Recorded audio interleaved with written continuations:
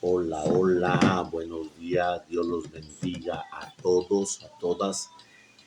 Hemos llegado al último viernes del mes de marzo, 28 de marzo. Estamos celebrando hoy en el Señor al beato Enrique Suso, religioso, en el año 1365.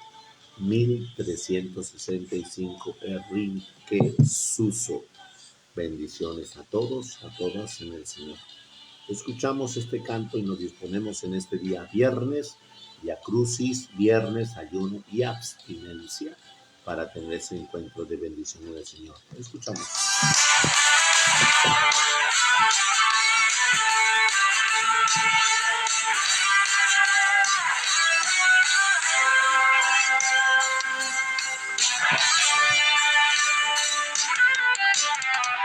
En mi corazón hay fuego,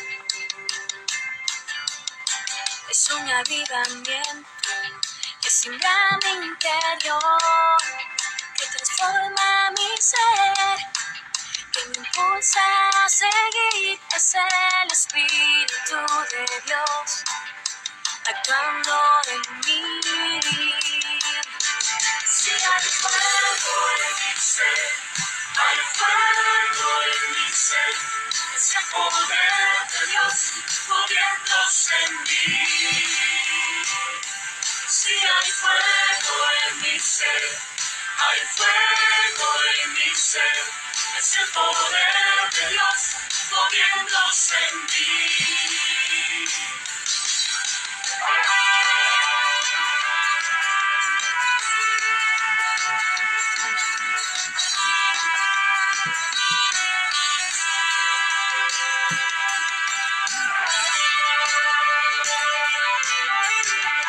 En mi corazón hay fuego,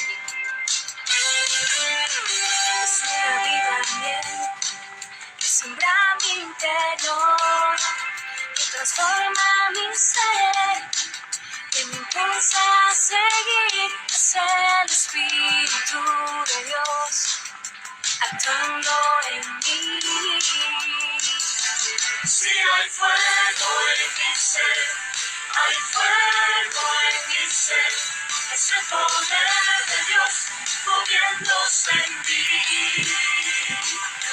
Si hay fuego en mi ser, hay fuego en mi ser, es el poder de Dios moviéndose en mí.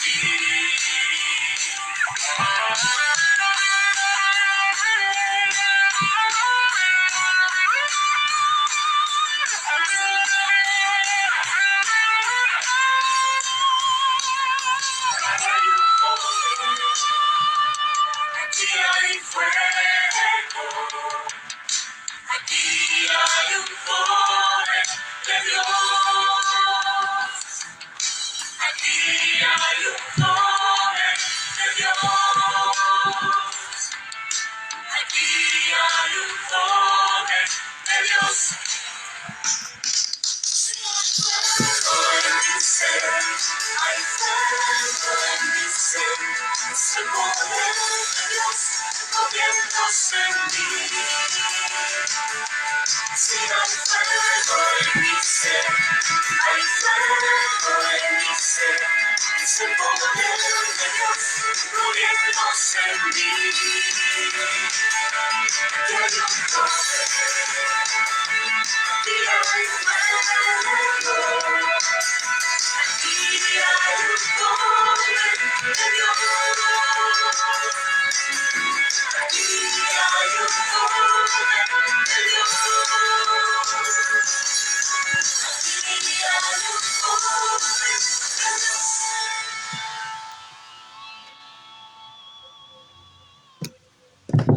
En el nombre del Padre, del Hijo, del Espíritu Santo.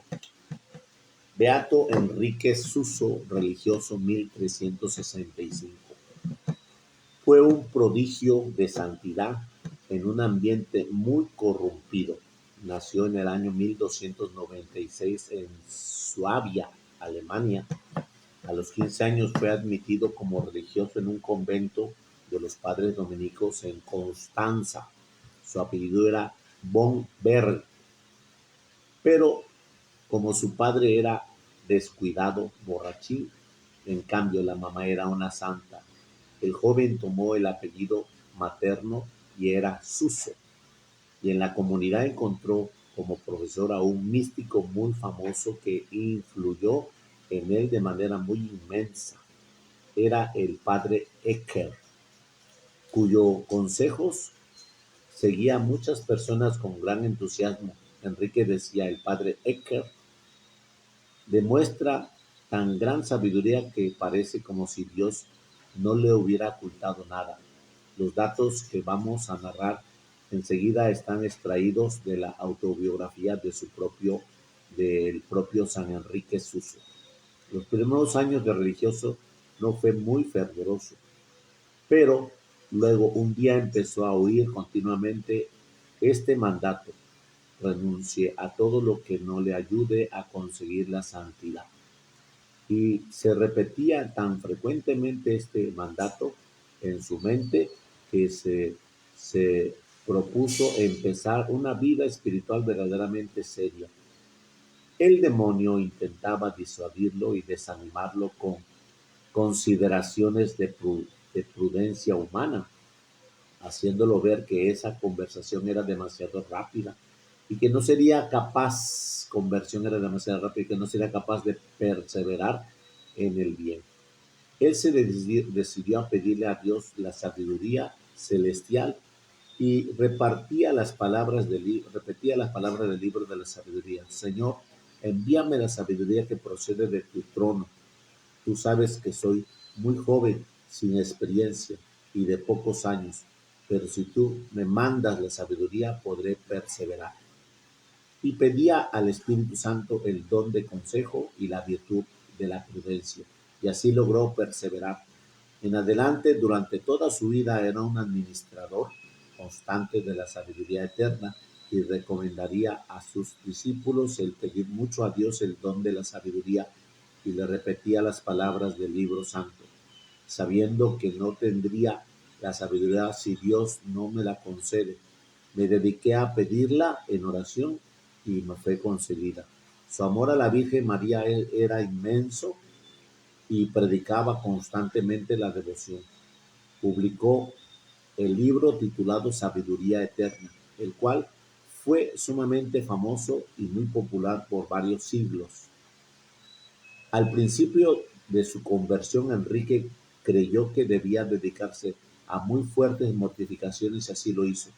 Sus ayunos, vigilias, azotes y demás penitencias llegaron a causar asombro y casi acababa con su vida, pero según cuenta en su autobiografía, una iluminación del cielo le comunicó que en vez de estas mortificaciones buscadas por él, debía más bien dedicarse a aceptar con buena voluntad los sufrimientos que Dios iba a permitir que le llegaran.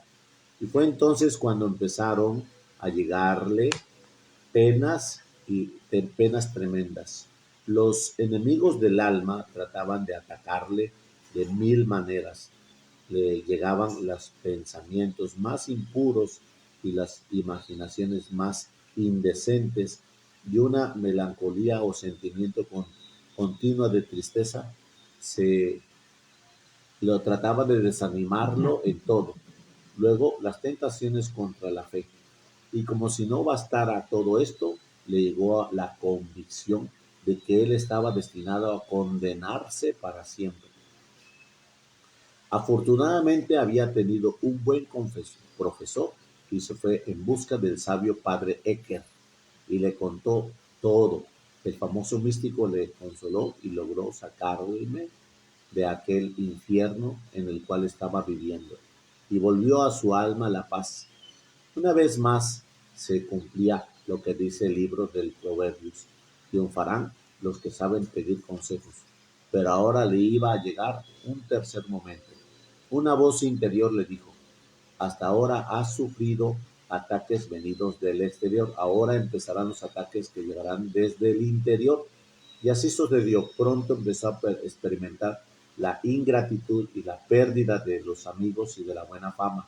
Sus paisanos Se dividían en dos clases, los fervorosos y los relajados.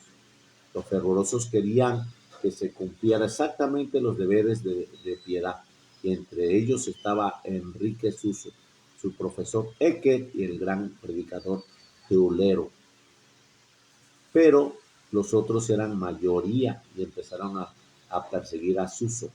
Durante 37 años había recorrido campos y ciudades predicando, había obtenido curaciones milagrosas y en pleno sermón vieron su rostro rodeado de resplandor, pero insistía muy fuertemente en que debía dedicarse con seriedad a la santidad, y esto no le agradaba a los relajados, y entonces le, le- se valieron de las calumnias. Se valieron de muchachos mentirosos para inventar que él había cometido sacrilegio. Logró comprobar que era inocente. Luego inventaron que Enrique había tratado de envenenar a una persona. Pronto se supo que eso era mentira. Lo acusaron de haber inventado un milagro, pero los mentirosos quedaban al descubierto. Fueron tantas las falsas acusaciones que tuvo que huir por un tiempo a Holanda. Allá lo acusaron de haber escrito herejías contra la fe. Él logró probar que todo lo que había escrito estaba de acuerdo con nuestra santa religión. Luego le llegó otro sufrimiento. Su hermana, que era religiosa, perdió el fervor y se retiró de su comunidad. Enrique ofreció por ella una grave enfermedad y él tuvo que sufrir, y con ese sufrimiento logró que la prófuga volviera otra vez al convento donde pasó santamente sus últimos años. Enrique estaba dirigiendo a una mujer que la engañaba, diciéndole que ella se estaba convirtiendo de su alma mala vida. Pero el santo sacerdote se dio cuenta de que aquella mujer le mentía y se negó a seguirle dando dirección espiritual. Entonces ella, de venganza, se inventó un cuento de que él era el padre de una criatura que ella tenía. Y algunos hasta creyeron porque el religioso demostraba mucha caridad para con el pobre niño, y entonces el superior general de la comunidad mandó a hacer una severa investigación y se vino a saber que todo era cuento de aquella perversa mujer. Fue nombrado Enrique como superior de un convento de los padres dominicos, y aquel convento estaba terriblemente endeudado. El nuevo superior, en vez de dedicarse a pedir limosna y a conseguir empréstitos, lo que hizo fue recomendar a los religiosos que se dedicaran a celebrar con mayor fervor la Santa Misa y a rezar con mayor fe y devoción. Muchos se burlaban de él diciendo que era un hombre que no tenía los pies en la tierra y que se imaginaba que con rezos se pagaban las deudas. Pero poco después un hombre rico sintió una inspiración interior que, de que debía ayudar a aquel convento. Llegó con bienes, 20 paquetes de monedas de plata, y con eso pagaron todas las deudas. Los últimos años la pasó el padre Enrique dedicado a dar dirección espiritual a los religiosos, especialmente a las dominicas, los cuales lo consideraban un verdadero hombre de Dios y un guía espiritual sumamente acertado. Le ofrecieron altos puestos, pero una iluminación interior le dijo que si quería llegar a altos puestos en la santidad tenía que ir de los cargos que producen muchos honores.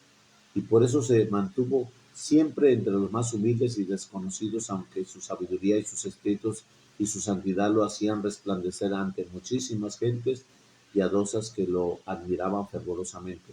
Murió en el año 1365 y dicen que su cuerpo permaneció muchos años incorrupto, pero después el templo donde estaba enterrado pasó a poder de los protestantes y se lo volvió a saber y no se volvió a saber nada de sus restos. Tuvo muchas visiones y se le apareció a la Santísima Virgen María a traer el mensaje celestial. Era una de las visiones. Preguntó qué medios debía emplear para alcanzar más fácilmente la santidad y la salvación, y le fue respondido: negarse a sí mismo, no apegarse a las criaturas y recibir todo lo que suceda como venida de la mano de Dios.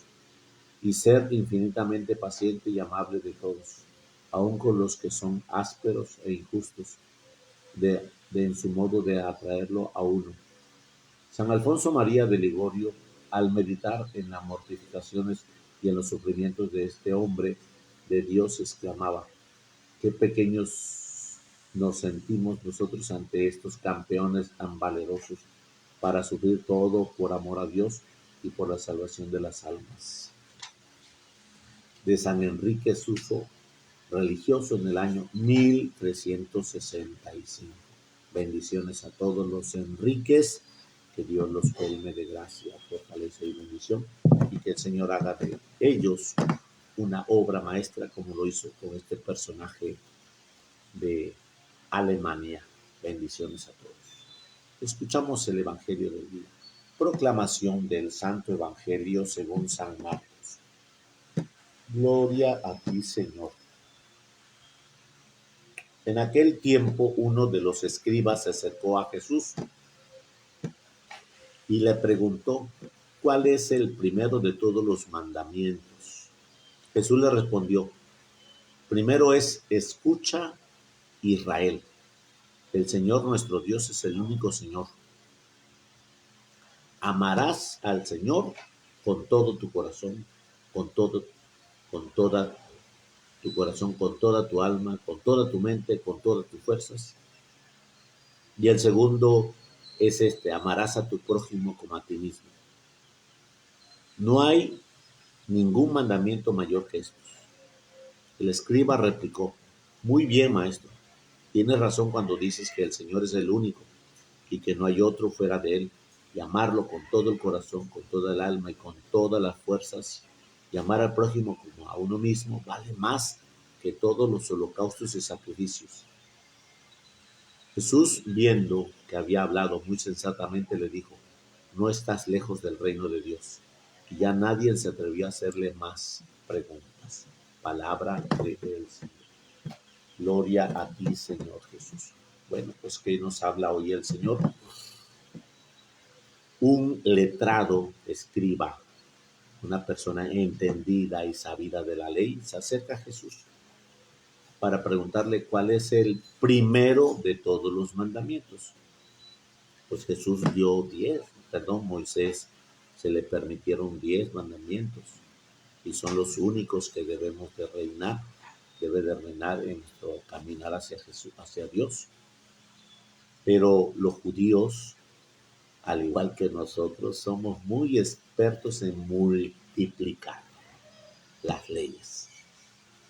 Y a ser expertos en multiplicar las leyes, miremos que después de los mandamientos tenemos por ahí un catecismo de la iglesia, por ahí tenemos un código de derecho canónico, por ahí que tenemos unas virtudes teologales y capitales y pecados mortales. Y bueno, somos muy rápidos para multiplicar. Y si tú miras que un problemita tan pequeño lo haces muy grande, esa es la misma realidad que le pasó a los judíos. Tenían muchos mandamientos, tanto que en sábado ellos no pudieran mover más allá de los músculos determinados para poder hacer de tal manera que nadie pudiera trabajar. Y he de decirte que todavía sigue ese curso de esos mandamientos entre esos musulmanes y entre esos judíos que son muy radicales. Bueno, pues en el momento que escuchamos que escriba cuál es el primero de todos los mandamientos.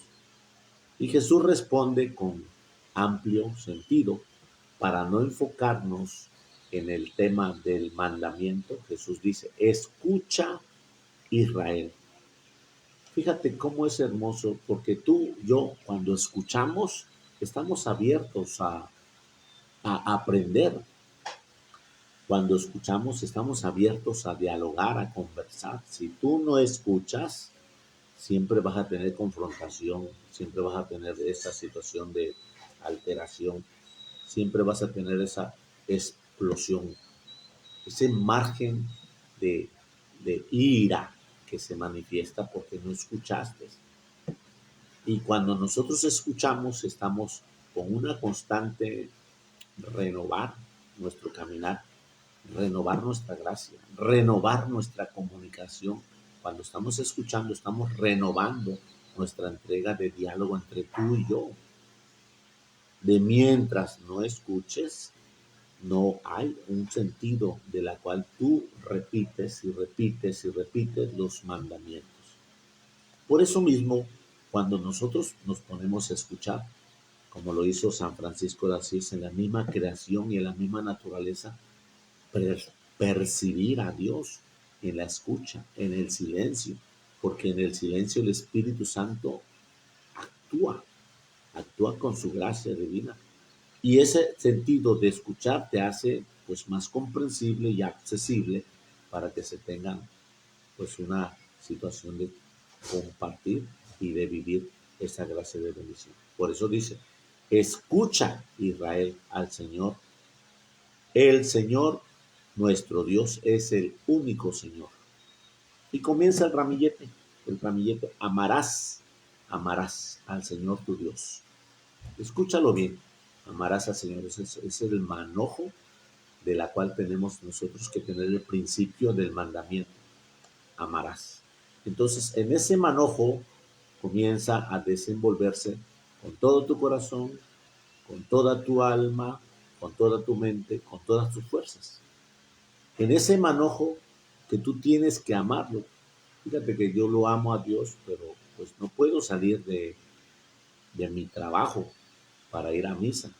Yo lo amo a Dios, pero fíjate que no puedo yo irme a confesar porque no me gusta esa persona que está confesando, ese sacerdote que tiene un carácter determinadamente X. Y muchas veces nosotros nos vamos quedando con la persona y no nos vamos buscando a Cristo. Por eso cuando tú amas, derrumbas los muros los muros y los límites y las fronteras, vas más allá. Cuando tú amas, tiene que serlo con ese espíritu. Si nosotros miramos que el corazón es el único que está irrenovable, tenemos dos riñones, dos pulmones, tenemos dos ojos, una fosa nasal, pero dividida en dos oídos, dos manos, dos pies. Pues eso podemos vivir sin un órgano de esos, pero con el corazón no podemos jugar al que sí te tengo y no te tengo. Amarlo con todo el corazón es entregarnos totalmente en lo que tenemos que hacer. Y por eso mismo dice el Señor que cuando tú amas con todo el corazón, es el caminar de la tierra, amarlo con todo el corazón, es el caminar de la tierra que nada de la tierra tiene que estar apegado a ti, o nada de la tierra tiene que ser obstáculo para poder ofrecerte a Dios.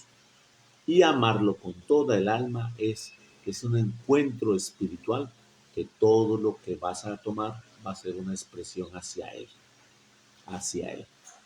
Amarlo con toda el alma, amarlo con toda la mente son los proyectos y los programas que tengas.